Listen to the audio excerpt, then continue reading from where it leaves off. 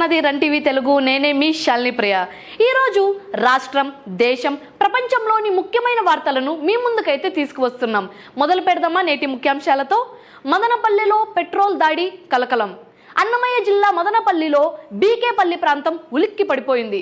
వ్యాపారి రమేష్ నాయక్ పై ఉన్మాదులు పెట్రోల్ పోసి తగలబెట్టారు. కుటుంబ సభ్యులు వెంటనే మంటలు ఆర్పి ఆసుపత్రికి తరలించారు. ఖాదర్వల్లి, కాళేశా సహా కొందరిపై కేసు అయితే నమోదయ్యింది. పోలీసులు ఘటనపై దర్యాప్తు జరుపుతున్నారు. ఏపీని లాజిస్టిక్స్ హబ్ గా తీర్చిదిద్దుతున్న ప్రభుత్వం. ముఖ్యమంత్రి చంద్రబాబు విశాఖలో స్పష్టం చేశారు. తూర్పు తీరాన్ని మారిటైమ్ గేట్వేగా మార్చేందుకు కృషి చేస్తున్నామని. లాజిస్టిక్స్ కార్పొరేషన్ ఏర్పాటు త్వరలోనే జరగనుంది. 3% వరకు జీఎస్టీపీలో లాజిస్టిక్స్ రంగం వృద్ధి లక్ష్యం. స్టార్టప్ కంపెనీల స్టాళ్లను కూడా సీఎం పరిశీలించారు. అల్పపీడనం ప్రభావం, భారీ వర్షాల హెచ్చరిక. వాయువ్య బంగాళాఖాతంలో అల్పపీడనం బలపడింది. ఒడిశా వైపు కదులుతోందని విపత్తుల నిర్వహణ శాఖ తెలిపింది. 24 గంటల్లో భారీ వర్షాలు కురిసే అవకాశం అయితే ఉంది. శ్రీకాకుళం, మన్యం, అల్లూరి జిల్లాలకు ప్రత్యేక హెచ్చరిక. జాగ్రత్తలు తీసుకోవాలని ప్రజలకు సూచన.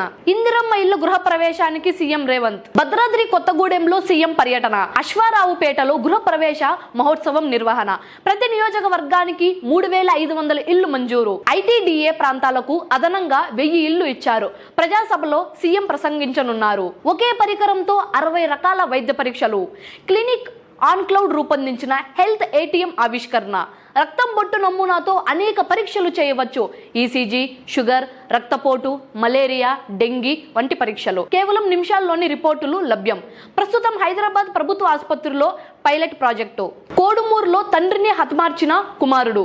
కర్నూలు జిల్లాలో దారుణం వెలుగు చూసింది. కోడుమూరు మండలం పుల్లకుర్తిలో ఘోర హత్య. నిద్రిస్తున్న తండ్రిని రోకలి బండతో కుమారుడు హత్య చేశాడు. ఉద్యోగం కోసం ఈ చర్యకు పాల్పడినట్లు అనుమానం. పోలీసులు కేసు నమోదు చేసి విచారణ అయితే చేస్తున్నారు. తల్లిపై విమర్శలపై స్పందించిన ప్రధాని మోదీ. బీహార్ ప్రతిపక్ష నేతల వ్యాఖ్యలపై ఆవేదన వ్యక్తం. తన తల్లిని అవమానించడం అంటే మదర్ ఇండియాను అవమానించడమే అన్నారు. కాంగ్రెస్, ఆర్జేడీ నేతలను ప్రజలు ఎప్పటికీ క్షమించరన్నారు. మహిళల గౌరవానికి బీహార్ ఒక ప్రతీక అని పేర్కొన్నారు. ప్రతిపక్షాలు నిలదీయాలని ప్రజలకు పిలుపునిచ్చారు. మరాఠాలకు భారీ విజయంతో రిజర్వేషన్లు. మరాఠా ఉద్యమం ఫలితాన్నిచ్చింది. కుంబీ సామాజిక వర్గంలో చేర్చునకు ప్రభుత్వం అంగీకారం.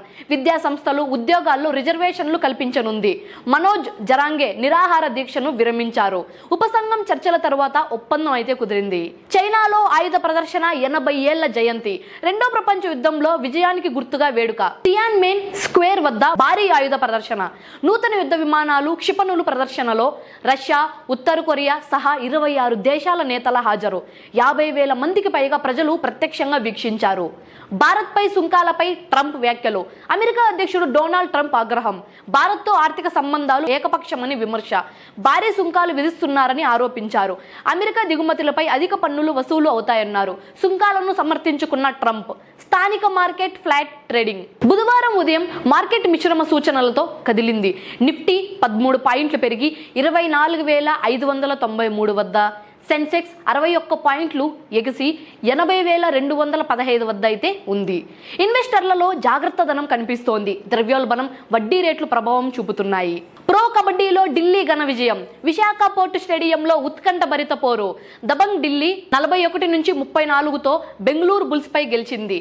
అసూ మలిక్ 15 పాయింట్లతో విజృంభించాడు. హోరాహోరీ పోరులో జైపూర్ పింక్ పాంథర్స్ గెలుపు. పట్నా పైరేట్స్ పై 39-36 తేడాతో విజయం అయితే సాధించింది. ఇవే ఈ రోజు ముఖ్యమైన వార్తలు. రాష్ట్రం, దేశం, ప్రపంచంలో జరుగుతున్న తాజా అప్డేట్స్ మీకు అందిస్తూనే ఉంటాం. అప్పటి వరకు నేనే మీ శాలిని ప్రియ. ఇది రన్ టీవీ తెలుగు. నమస్కారం. ఈ వీడియో మీకు ఇంట్రెస్టింగ్ అనిపిస్తే లైక్ చేసి సబ్స్క్రైబ్ అవ్వండి. అదేవిధంగా మన ఛానల్ను ఫాలో అయిపోండి. మరిన్ని తాజా సమాచారంను మీకు అందిస్తాం.